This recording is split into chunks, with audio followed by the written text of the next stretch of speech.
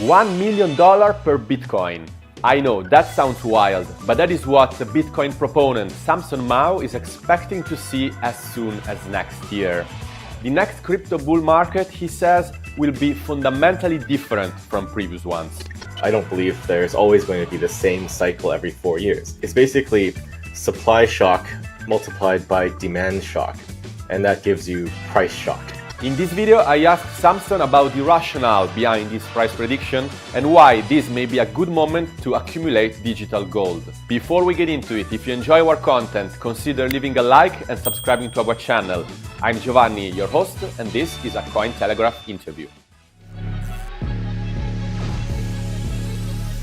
According to analysts, the interest from retail investors has been still stagnating despite this spike in price. What is your take on this? What do you think is driving this rally? So I don't think this rally is a very special rally. This is a rally for ants. So the real rally is when we go to 1 million. And that is when the spot ETFs are approved and we have tens of billions, maybe hundreds of billions of dollars inflowing to Bitcoin in a very short time frame. I'm talking about weeks or days to weeks. So that is the real rally. But to answer your question, the driver, I think, for this uptick in Bitcoin price movement is family offices and institutional buyers. Maybe not in the US, but more in Europe and other places around the world. So what we've been hearing is that a lot of family offices have started allocating to Bitcoin in $3 to $5 million chunks. And this is what is sustaining the demand right now. But I think that's going to change when the spot ETFs are approved, because then you unlock the US institutional capital. And that has been waiting for a long time to get into Bitcoin. So $1 million for Bitcoin. You recently doubled down on this expectations for future Bitcoin price. Would you mind to tell us what are the catalysts, the main catalysts that are going to drive Bitcoin to $1 million? And what is the time frame you are looking for in terms of Bitcoin reaching this milestone?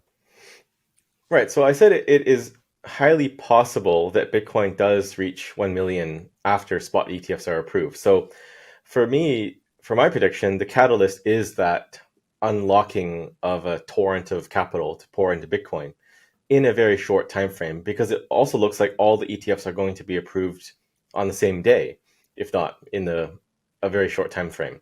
So what you do is you're hitting a very limited supply of Bitcoin on the exchanges and available for purchase with a torrent of money. So it's basically supply shock multiplied by demand shock, and that gives you price shock. So this is why you can go really high all at one time. And we've seen Bitcoin go up 20x in about 9 months back in 2016, 2017. So it's not unheard of that Bitcoin price appreciates by 20x.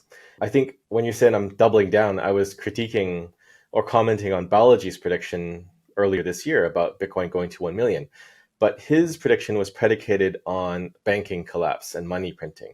But my theory is that money printing is sort of like boiling the water very slowly. You know, you crank up the temperature very gradually. So it's not a shock to the system. And it takes years for that to kind of permeate the economy and people to understand that money has been printed. 1 million run up with the ETFs is a shock to the system. It's not that slow boil where you heat it up gradually. It is, cranking it up to thousands of degrees all at once. And this is why I think you can run up to 1 million. I have a counter argument here concerning your prediction, because you were talking about Bitcoin potentially getting to 1 million, so 20x from 50,000. You mentioned the fact that it's possible because it happened in the past. But as we know, every cycle, the Bitcoin appreciates less than in the previous one. So in the last cycle, Bitcoin went from around 10,000 to 67,000, right? So that's like a 6-7x. This time, if we follow that logic, we should have less than that. So maybe 4 or 3x. So don't you think that 1 million, looking at from that point of view, is a little bit too much? Yeah, that's a good criticism. So I'm not saying we will go 20x because we did go 20x in the past. I'm just saying there is a precedent for that. But I don't believe that the past will predict the future. So I don't believe there's always going to be the same cycle every 4 years. I think that's just a coincidence. But to counter your counter, I think things are very different this time. When we ran up to 60, 68, 69, there was no major source of new capital. And Bitcoin was not ESG compliant. So BlackRock filing is essentially them giving a blessing to Bitcoin, saying Bitcoin is green, Bitcoin is good for the environment now. So there's these two new things that are at play here. We're now green, and there's new money coming in. Before, there was not money coming in. And I think it is true. All things else equal, if there is no new money coming in, there's no change in the perception of Bitcoin, it will become harder to have that big multiple. But things are very different now because you have a massive amount of capital trying to allocate into Bitcoin. What would be the time frame that you are considering in this 1 million sort of benchmark? Are you looking at like 1 year, 3 years, 10 years? It's going to be days to weeks, I think. So the run up in 2017 was 9 months to 20x. And again, without any new source of institutional capital or institutional capital at all. So given that we're going to have billions and billions pouring in all at once on ETF approvals, I think it's going to be a much shorter time frame. Early this year, new element was introduced in the Bitcoin space, which were ordinals. So ordinals, for those who don't know, are sort of NFTs minted on the Bitcoin blockchain, if we want to simplify how they work. We talked earlier this year, and you were saying that ordinals were basically, you were saying that this was not like a permanent trend, and that it was just like a hype of a few months, and then they would have just disappeared. But we are almost at the end of the year, and we see that this trend has not gone down.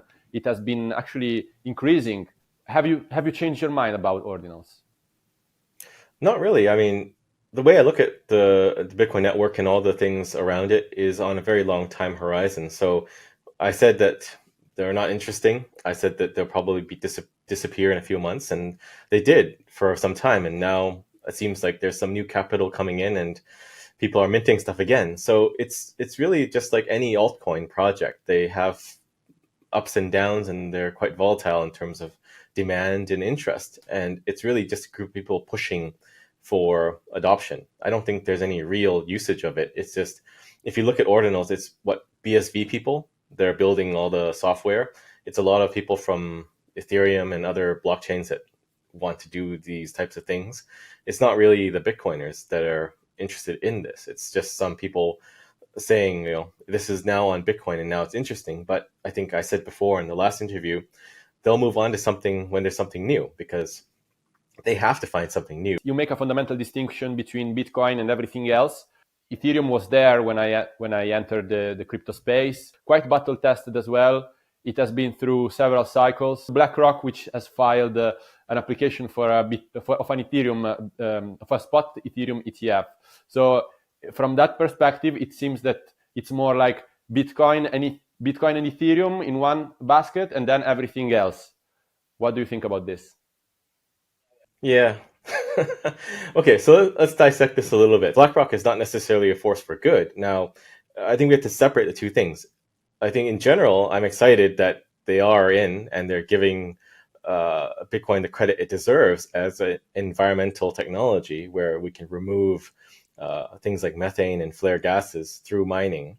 But they're not the savior of Bitcoin, and we should not say anybody is the savior of Bitcoin. What they're doing is good for Bitcoin, but they don't really understand. And I think that is why they're filing for an Ethereum ETF as well, because they are still in it for the money. Maybe they're going to do some other shitcoin ETFs. Who knows? I don't discount that, but I only care that they're doing the Bitcoin one, and they're doing it first. Mm-hmm. Okay. And so the fact that Ethereum has been also withstanding so many cycles up and downs, it doesn't really mean much for you in terms of making a difference here. Not really. It's just the best at security, the best at decentralization theater. They were the first to establish that model where we have a a Swiss foundation and it's decentralized. But the fact is, they launched it as almost a security. I think the problem is so much time has passed that the regulators are not going after them. So they're kind of lucky in that sense. And there are other lucky ones too. I mean, what was the other one? EOS. They paid a small fine and they're sitting with billions of dollars. So it's just a sign that the regulatory system doesn't work that well. If you're in first and you're the first to scam, you get off scot-free. So I'm really excited to see if your prediction is gonna materialize. We're gonna be in touch in the next months in 2024, which is definitely gonna be exciting for Bitcoin and crypto, regardless of the exact price prediction. But I'm sure we're gonna see some big movements. So yeah, thanks a lot again for being on our show, and see you next time. All right. Thanks, Giovanni.